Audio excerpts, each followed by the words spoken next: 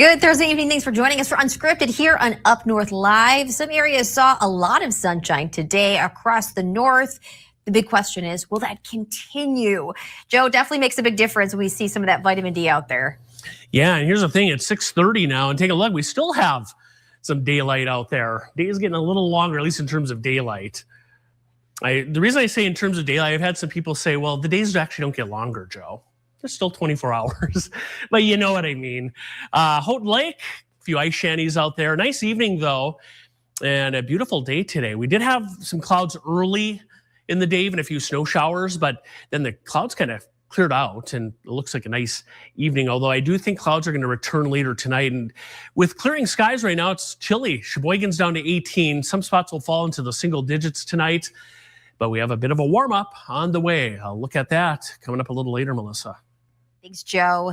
There are hundreds of thousands of drone operators in the United States, and that number and the number of such aircraft in our skies, it's growing exponentially. From Amazon deliveries to emergency responders, even ones that serve a lot of purposes. But what happens when one of those aircraft flies somewhere it shouldn't? Lawmakers in Lansing are tackling that and maybe even creating an opportunity for law enforcement to take actions that have not been able to before. Michigan airspace is getting crowded fast. They are here, they are the future, and they're outpacing the policies in place. In today's world, technology is advancing faster than our laws can keep up. And that's why a group of lawmakers in Lansing is pushing the pace, introducing a 15-bill package of laws directly related to drone use in our state. Single drone operated irresponsibly or with bad intentions can cause serious harm. The drones are already in the air. The concern back on the ground is that the rules aren't in place to maximize safety. Drones are no longer an emerging technology.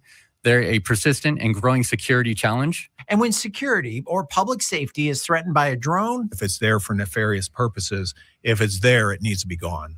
But under current Michigan law, gone isn't a quick process. Today, law enforcement has very little to no tools to effectively try and make sure that the public is kept safe. Supporters say these bills change that. This bill empowers federally trained and certified law enforcement officers to neutralize drones that pose an immediate danger to people or critical infrastructure. Think drones illegally flying over power plants, prisons, bridges, data centers, and sporting events. Unauthorized drones can disrupt events, compromise infrastructure, support criminal activity, and in the worst cases, be weaponized. Which means the threat needs to be dealt with quickly. These bills would speed up that process. Officers shouldn't have to stand by helplessly if a drone is endangering a crowd, blocking medical helicopters, or compromising security operations. Neutralize in a high-tech way. So obviously the preferred is never to pull a gun and point it into the sky. What goes up must come down. That includes drones and bullets. So the primary means that we would like to pursue is technological, whether that be general RF jamming, where you jam the control signal or you jam the GPS signal. It's intended exclusively for those public safety or priority infrastructure threats. Nowhere in our legislation in the SHIELD package does it allow for private citizens to, go out there and take down drones on their property or otherwise. It's about empowering law enforcement with the tools they say they need for the future in order to deal with a potential threat they say already exists today. By providing clear legal authority and the proper tools to disable dangerous drones, we're giving law enforcement what they need to keep Michiganders safe.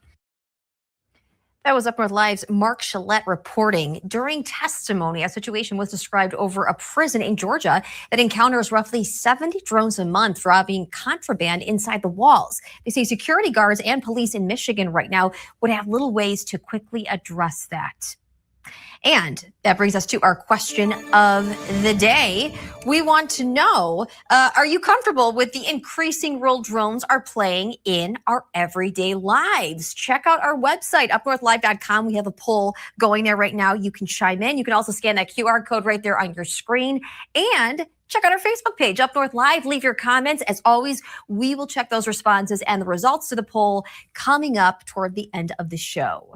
Exciting news for people flying out of Cherry County. Capital Airport in Traverse City. The airport will soon be offering expanded service for nonstop flights from Traverse City to Boston with Delta Airlines. The Cherry Capital Airport staff say the nonstop flights to Boston will provide passengers with more flexibility and a convenience during a peak summer travel season. The start date for those flights is May 21st and will continue through September 7th.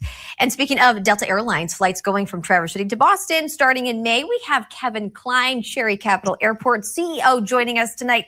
Kevin, great to see you. Thank you for making the time to speak with us. Great to be here. Thanks for having me. So this is exciting news for people in Northern Michigan. We have a nonstop flight starting in May from Traverse City to Boston. Well, this expanded service by Delta Airlines is a great addition to our lineup here. And, you know, Delta Airlines last year served this route just on Saturdays and Sundays. And this year they're expanding it to daily. So it adds a lot more seats. But Boston is a really competitive market for us. And so not only is Delta serving it, but we have American Airlines and JetBlue also serving Boston. So if anybody wants to plan a great summer vacation to the Northeast, these Boston flights are going to be the hot ticket. Yeah, I was going to ask, why Boston? I mean, there's so many reasons I can think of to go and visit Boston and just to get out to the East Coast. This actually, it's not underway yet. We're looking ahead to May for when this will start. Absolutely. It'll be May 21st, and it's really focused on the summer season. What has attracted this service is really we've seen a lot of energy between the two cities with summer vacation, people vacationing in Northern Michigan, and then Northern Michigan wanted a vacation in Boston. But we also saw a lot of activity in the music and arts world from Interlochen. And so that created that energy between the two. But when you have a major hub like Boston, you have not only connectivity across the Northeast, but the world. And so it has a lot of great European connections. So we're looking beyond, like you said, Kevin, the East Coast. We're looking at international flights as well. Absolutely. So, when you look at what Delta has as that major hub there, you're looking at European connections, London, you're looking at, all kinds of Italy, you name it, that they have that hub there that connects you to those European destinations that make it easy. And a lot of people like to fly out of Boston versus like a Detroit or New York, because once you're in Boston, the flight is much shorter. That's true. It is much shorter. And speaking of other people going to maybe other airports, prices, can we see those being comparable to flying out of any other airport, Grand Rapids or Detroit? And they'll be better. With the competition here, flying, we're going to start to see, 100, I think I saw prices at $117 each way here the other day. So you're looking at, because we have that competition, not only from Delta adding seats, but you have American and JetBlue, you're seeing utmost great competition. So you're going to see the best fares out there, probably the best in the state. Do you think that this will eventually be a year-round flight where we could see this, continuing the nonstop flight from Traverse to Boston? I see it growing, but that's the important test of this summer is we have to fill those seats. And so if we do a great job filling those seats, what the airlines like to do is add months on each side. So you'd see it go into October, you'd see it go earlier towards April, and kind of connect all the way around, that seasonal around, to the holidays. And so as we grow, and that's how all our routes have been developing. We can look at previous routes that, whether it's Delta with Atlanta, whether it's New York or others, and even some of the other carriers, American with Dallas, you see those routes growing in the off-shoulder seasons more and more to achieve that year-round service. And Delta's been a great partner of ours for the, you can go back to before it merged with Northwest and the history there. They just keep continuing to be a great partner and growing their seats in the market. And this is another great ad for us. Kevin, thank you. We appreciate it. I think I have to book a trip to Boston now that I know this. So Hey, let's go. I Let's know. go do that and get a ball game with the Red Sox. Right? Hey, even the Cheers bar. Let's go see the Cheers bar. I'll be happy to go with you. Okay, great. We'll plan it. All the things he just said. Boston, one of my favorite spots. Again, Kevin Klein, CEO with Cherry Capital Airport in Traverse City. For more information on those nonstop flights starting in May through September to Boston from Traverse City, you can go to our website, UpNorthLive.com. Well, talking winter weather with the cold temperatures this past season, anglers enjoying ice fishing out on the inland lakes, as well as West Grand Traverse and East Grand Traverse Bay. Meteorologist Ethan Foreman went to a bait shop to learn why fishing on the bay is different than the inland lakes. Jim Weed, the owner of TC Bait and Tackle, says that people come from all over the country this time of year to ice fish. We haven't had ice on the bay for 4 years. So you really have nothing. Most of the fishermen around here don't have a lot to compare from other years. Ice conditions can change quickly. East Grand Traverse Bay has had more ice than West Bay recently. This could be due to the wind direction, as the wind has been out of the north and west most of the winter, pushing more of the ice onto the eastern part of Grand Traverse Bay. It'll vary. You know, one time it's 3 inches, then you might go 100 feet and you got 8 inches. There are different types of fish anglers catch in the bay than on the inland lakes. Mainly what they're going after in most areas is perch, lake trout, and burbot. If you go to the inland lakes, ice fishing, you have a different fish. You get walleye, you get pike, you get bluegills. Weed says that there is one tool in particular that is helpful at attracting small fish, and large fish generally follow the small fish. Perch are notoriously for taking off and leaving a spot after a little bit. But if you use one of these lights, they don't leave. They stay, they may circle, but they don't leave your hole. And the reason is you're drawing plankton, you're drawing minnows, you're drawing food for them. And it's staying around where they're fishing because they have this light. Mark Guy has been ice fishing for a long time and is happy to see more ice on the bay this year. The bay hasn't frozen over for a long time, so this year it just froze over. So this weekend, I'm taking my 2 little grandsons. They're 8 years old. They can't wait to go. In Grand Traverse County, Ethan Foreman, UpNorthLive News. And speaking of the weather, stay right here. Chief Meteorologist Joe Charleboy takes a look at if we'll see some more sunshine coming up as we head closer to the weekend. We'll be right back. I'm Jada Johnson from Big Boys TV, and the Fish and Game Report is sponsored by Johnson's Propane.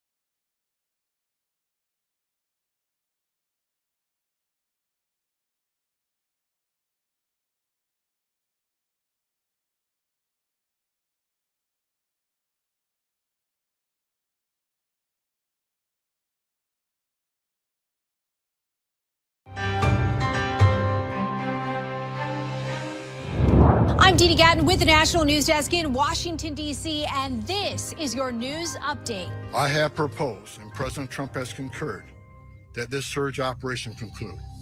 A significant drawdown has already been underway this week and will continue to the next week.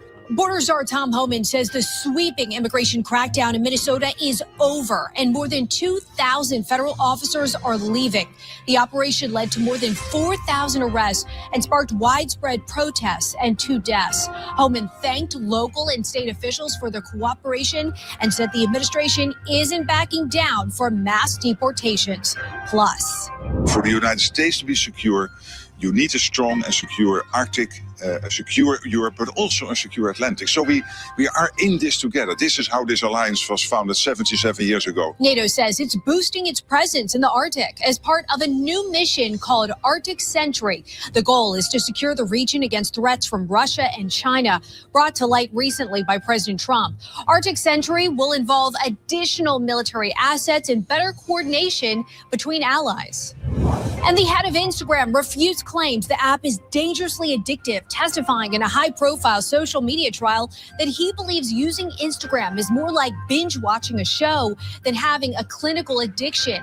The lawsuit was brought by a California woman who says she developed mental health problems after using Instagram as a child. And that's your news update.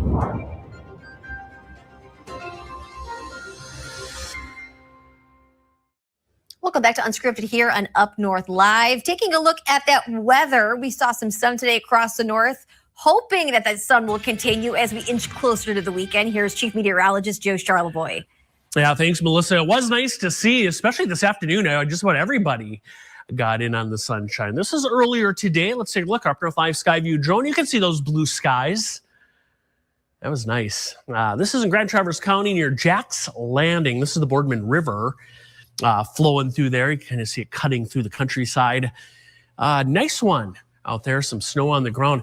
Interesting. I wonder what this is going to look like a week from now, because I think we're going to lose a fair amount of snow coming up here with the mild weather. With the sunshine we had, you were able to see some of the ice from space, at least on the Great Lakes. We'll zoom in here. There's Whitefish Bay encased in ice. All this whitish shading. That's ice today. All the way through the St. Mary's River, essentially. Sheboygan, back up through the Straits. There's the Mackinac Bridge. Beaver Island north up to Mackinac County. Ice here as well. There's some ice, Little Traverse Bay from Petoskey to Harbor Springs near Charlevoix. And then the east arm of Grand Traverse Bay, also a lot of ice, although to the north, a little bit of open water there, and then some ice along the Lake Huron shoreline. High pressure in control of the weather tonight, so it's going to stay quiet, at least initially. We are going to see a little more cloud cover working in. In fact, mild weather will continue for the next week or so with the main storm track to the south over the weekend. You can see that. Here's northern Michigan right here. There's the cold air. But it does look like starting later next week, I mean, we are in January, some of that colder weather may start making a return. Meanwhile, over the weekend, we're looking at dry weather here for the most part. There's where the active track of the weather will be. Perhaps some severe weather in parts of Texas, down into Louisiana coming up here. But again, this whole system over the weekend will stay south of our area. We do cloud up tonight. Then tomorrow, a couple snow showers. Let's take Grayling, Gaylord area north. A few snow showers possible with a system passing northeast of us. Cloud Saturday morning. That's Valentine's Day, but hopefully a little sun will break through in the afternoon. And then Sunday, kind of cloudy. We'll see how that plays out. All right, the upcoming weekend, 32 to 42 Saturday, cloudy to mostly cloudy. Sunday, could see a couple mixed rain or snow showers north, similar temperatures. And then later next week, we're going to jump ahead here. Maybe some snow or a rain-snow mix later next week. The weather does look to get more active, though, Wednesday onward next weekend, or next week, rather. Single digits in our colder spots tonight with the clear skies initially. We are going to cloud over with dry weather tonight. 11 at Clare, Lake City 9. Tomorrow, a few snow showers in the UP, highs in the 30s. Our warmer spots near 40. There is the chance, though, again, north and east for a few snow showers. Frankfort, 38, 35 at Beaver Island. And at Reed City, Big Rapids, 41. Same at Lake City and Manistee, a partly to mostly cloudy sky. And we head through Valentine's Day weekend, pretty quiet for the most part. chance for a couple rain showers on Monday. That's President's Day. All right, thanks, Joe. Coming up, the story of the Traverse City Curling Club team that went to a regional event and walked away with a spot in the national competition in the spring. Harrison has all those details next.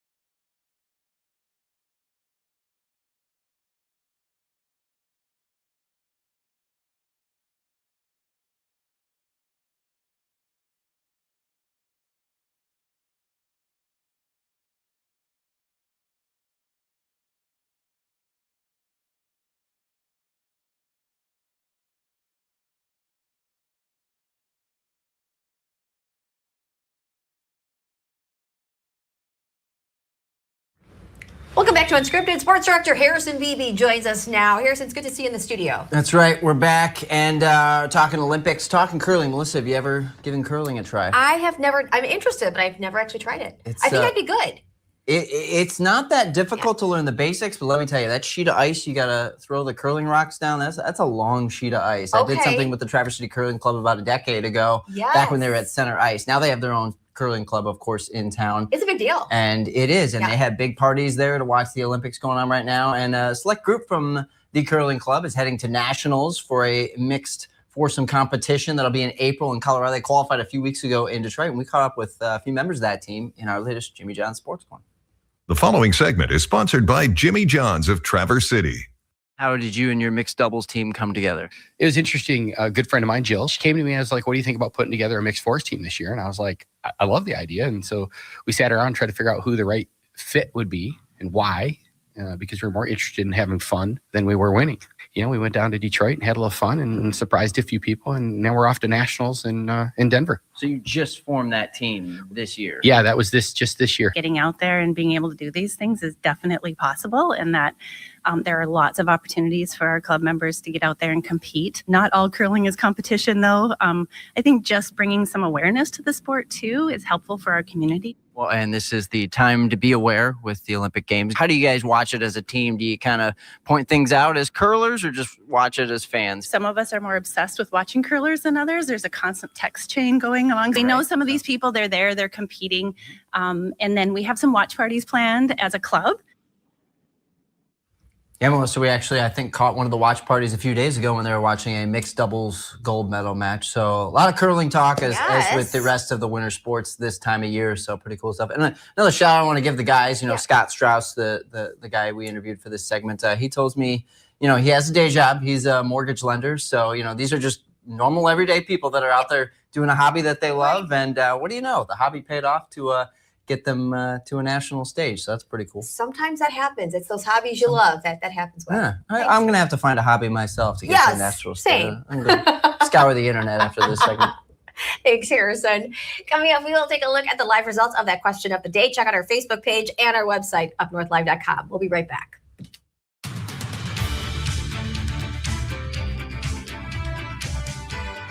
Salon services are furnished by Epiphany Advanced Academy in East Acme.